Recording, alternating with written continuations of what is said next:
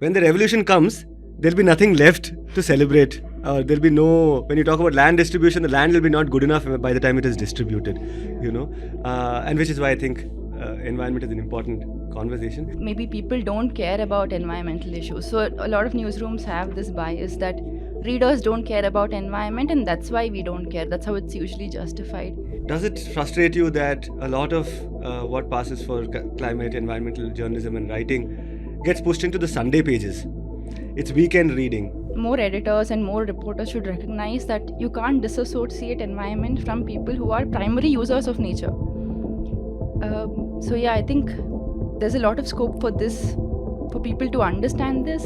And also maybe I would want more environmental reporters to also think of it in this lens, because if you just talk about some tiger somewhere, some elephant somewhere, you are missing a whole chunk of people and a whole chunk of landscapes where these are very, very connected. So now the government has a huge mega project plan. So this is like a 72,000 crore project. So this plan entails a lot of biodiversity destruction. So to compensate for destruction of biodiversity, so they denotified 2 sanctuaries. So to compensate for destruction of those sanctuaries, they declared 3 other sanctuaries. But the 3 other sanctuaries were places where the local tribal community used to go for fishing, or they used to have their coconut plantations on. And if you declare them as a sanctuary, people will lose their rights of access. The government destroying Galathea Bay Sanctuary because of this huge port which no one asked for. No one there asked for it, no one there wants it. They have protested against it. We do have a history of a lot of environmental movements or environmentalists who seem to be, how do I put it, ecocentric in that sense. Global South countries, including specifically India, always spoke about equity. Warming in an unequal world.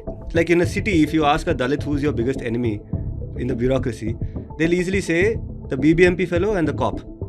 Right. If you ask the same question of somebody living in a Bastar or in, if you ask the Dongriya Kond, or if you ask the Malay Kudiyas of Western Ghats, they will say forest department. If a industry comes up and they seek permit, those permits are always given. No, forest department will not object, state government will not object, central government will not object. But if it is a forest rights claim, then many questions come up. It almost appears that the parties in the fray which make up the political system have a bipartisan kind of attitude towards these things, right? All political parties that form governments, they have an issue with autonomy, right? So tribal lands are autonomy, it comes from autonomy. So which government would willingly recognize autonomy? The government amended many things under the Forest Conservation Act, but the biggest amendment was